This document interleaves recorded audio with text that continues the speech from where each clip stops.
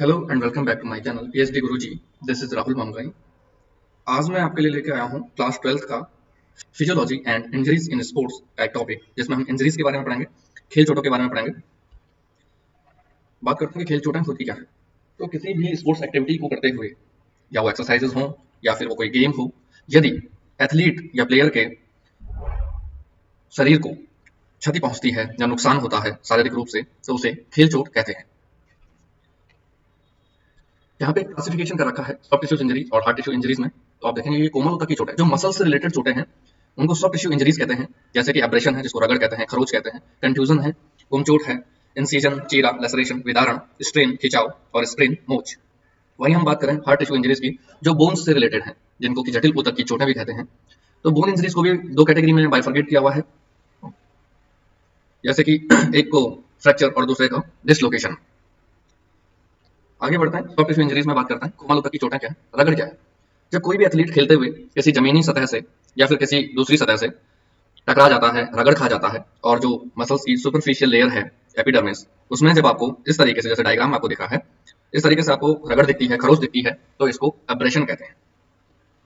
Contusion ज्यादातर जितने भी मिक्स मार्शल आर्ट है, बॉक्सिंग है, इन सब चीजों में देखने को मिलती है कंट्यूजन जो चोट है। इसमें होता क्या है कि जो अंदर के ब्लड वेसल्स हैं वो डैमेज हो जाते हैं, और वहां से ब्लड क्या है, ब्लीडिंग होती है, ब्लड बाहर निकल जाता है, लेकिन वो बाहर की सुपरफिशियल जो लेयर है उससे बाहर नहीं आ पाता है, तो अंदर ही जम जाता है, वो नीला और लाल दिखाई देने लगता है, उसको ही गुमचोट कहते हैं। इंसिजन इंसिजन जनरली एक स्ट्रेट कट होता है, और ये ज्यादातर सर्जिकल होता है या किसी धारदार वस्तु या उपकरण के द्वारा कभी लग जाती है, लेकिन होगा कैसा, स्ट्रेट कट। ये आपको याद रखना है कि इंसिजन और जो लेसरेशन है उसमें बहुत ज्यादा अंतर है नहीं, दोनों डीप कट होते हैं।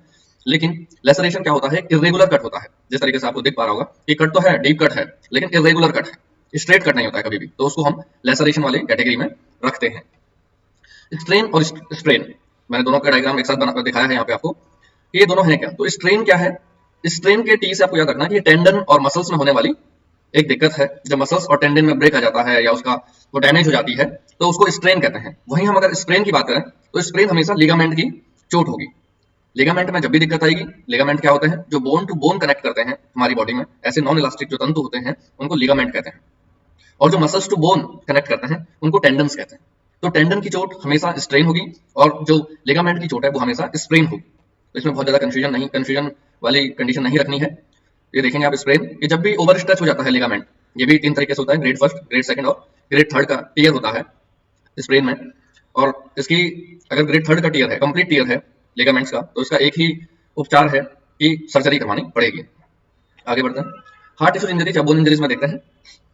फ्रैक्चर की बात करते हैं कि जब भी बोन अपनी कंटिन्यूटी को लॉस कर जाएगा, उसमें ब्रेक आ जाएगा बोन्स में, तो वो फ्रैक्चर कहलाता है। टाइप्स दे रखे हैं, green stick fracture, comminuted fracture, transverse fracture, oblique fracture और impacted fracture.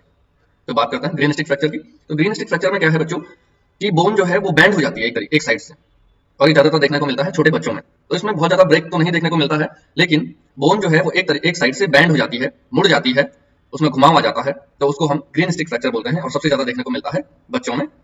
Comminuted fracture, comminuted fracture में क्या है कि जब हड्डी तीन या इससे ज्यादा पीसेस में ब्रेक हो जाती है, तो उसको कम्युनेटेड फ्रैक्चर कहते हैं। विखंडित मतलब बहुत ज्यादा भागों में टूट जाना। ट्रांसवर्स फ्रैक्चर, ट्रांसवर्स का मतलब होता है अनुप्रस्थ या फिर क्षैतिज। तो 90 डिग्री में जब स्ट्रेट कट दिख जाए, 90 डिग्री में, ये देखिए यहाँ पे स्ट्रेट कट दिख जाए, तो उसको ट्रांसवर्स फ्रैक्चर कहते हैं। ओब्लिक फ्रैक्चर की बात करता है जब बोन ओब्लिक रूप से टूट जाए, मतलब डायगोनल रूप से टूट जाए, तिरछे रूप से, तो उसको हम ओब्लिक फ्रैक्चर कहते हैं। इम्पैक्टेड फ्रैक्चर, बहुत कड़ा कोलिजन हुआ है और अस्थि एक दूसरे से या बोन एक दूसरे में घुस गई है, तो उसको कहते हैं impacted fracture. Heart tissue injuries में हम बात करते हैं डिसलोकेशन की। तो डिसलोकेशन मतलब जो अपनी लोकेशन से डिस हो गया है, उसको कहते हैं डिसलोकेशन, विस्थापन। तो जब बोन अपनी जगह से मिसप्लेस हो जाती है, डिस्प्लेस हो जाती है, तो उसको डिसलोकेशन कहते हैं। ये ज्यादातर जोड़ों में देखने को मिलता है, तो आपके सिलेबस में जो है उसको डिस्कस कर लेते हैं। Dislocation of jaw, lower jaw जो है उसका डिसलोकेशन हो सकता है, जैसे कि एमएमए मिक्स मार्शल आर्ट है, या फिर बॉक्सिंग है, या फोर्सफुल इम्पैक्ट, जैसे कभी बाइक सवार जो होता है, बाइक राइडर जो होता है, वो गिर जाता है बाइक से, तो चिन जो है वो जमीन से जाके टकराती है, तो उसकी वजह से भी लोअर जॉ में डिसलोकेशन देखने को मिल सकता है। Dislocation off shoulder joint, shoulder का जो जॉइंट है वो भी बहुत ज्यादा डिसलोकेट होते हुए देखा गया है। ज्यादातर स्पोर्ट्स इंजरीज में शोल्डर का डिसलोकेशन होता है, जैसे कि वॉलीबॉल में स्मैशर होता है, या क्रिकेट में बहुत तेज थ्रो फेंकना होता है, बेसबॉल में बहुत जर के साथ में थ्रो करना होता है, तो वहां पे शोल्डर का डिसलोकेशन देखने को बहुत ज्यादा मिलता है। Dislocation of hip joint, hip joint जो है वो बहुत ही स्ट्रॉन्ग जॉइंट होता है, और ये बहुत आसानी से ऐसा डिसलोकेशन भी नहीं होता है हिप जॉइंट का। लेकिन यदि कोई एथलीट है, प्लेयर है, या कोई भी एक इंडिविजुअल है, वो बहुत ज्यादा फोर्सफुली अपने हिप पे गिरता है बहुत ऊंचाई से, तो ही जाके हिप के डिसलोकेशन होने की चांसेस होते हैं। डिसलोकेशन ऑफ रिस्ट, बहुत डेलिकेट होता है रिस्ट, इसका डिसलोकेशन बहुत ज्यादा देखने को मिलता है, खासकर जो फीमेल एथलीट होती हैं उनमें रिस्ट का डिसलोकेशन देखने को मिलता है। हम बात कर लेते हैं यहाँ पे, पहला जो देखने को मिलता है हमको डायग्राम, वो है लोअर जॉ का डिसलोकेशन, दूसरा है हिप डिसलोकेशन। तो ये देखिए, जहां इसको होना चाहिए था एक्चुअली फीमर को, तो ये यहाँ पे है नहीं, तो ये डिसलोकेट हो गया है, अपनी जगह से हट गया है।